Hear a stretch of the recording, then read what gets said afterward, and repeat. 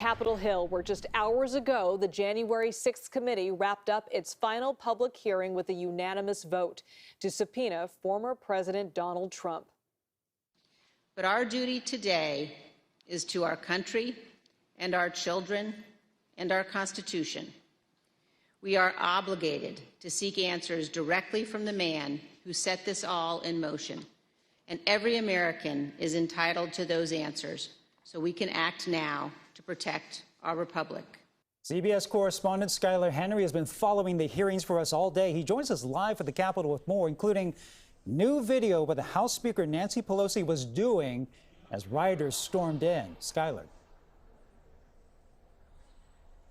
Hey, Brian. Hey, Liz. Good to be with you both. Well, just when you thought the House Select Committee investigating the January 6th attack laid out all of the evidence that they possibly had, members showed us new evidence today, not only showing that the former president falsely claimed that he won the 2020 presidential election, but intended on doing so even before the first vote was cast. As you mentioned, Ryan, we also got a look at behind-the-scenes footage, never before seen footage, of what congressional leadership was doing, scrambling to try to work with federal and state officials to not only try to secure Capitol grounds, but make sure their members and staffers were safe.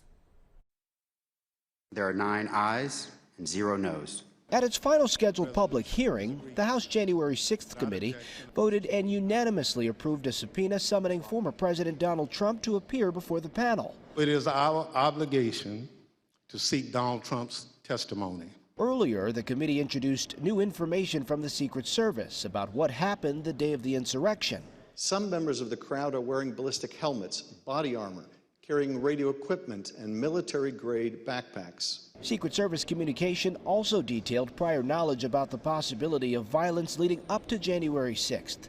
Each committee member spoke, summarizing their overall allegations that former President Trump was at the center of the attempt to overturn the 2020 election results. In a staggering betrayal of his oath, Donald Trump attempted a plan that led to an attack on a pillar of our democracy. It's still hard to believe. The committee will produce a final report on its findings sometime after the midterm elections. Members have been meeting for more than a year.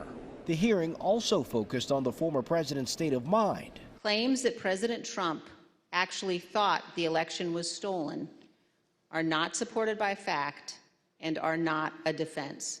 They need massive personnel now. There is also new video presented of members of Congress calling for help at the height of the attack. They're breaking the law in many different ways.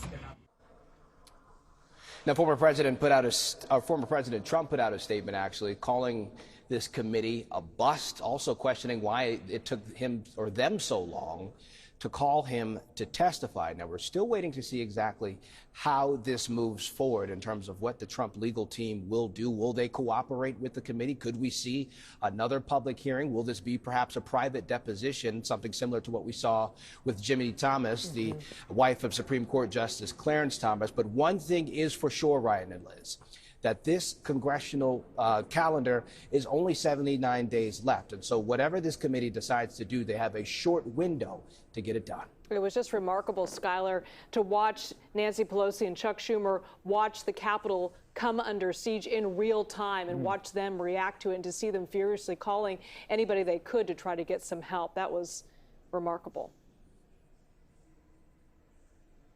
All right, Skyler, thank you.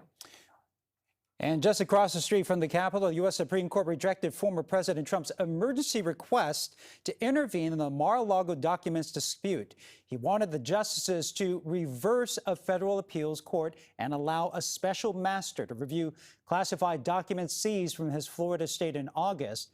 That could have opened the door for Trump's legal team to review the records and potentially argue they should be off limits to prosecutors in a criminal case.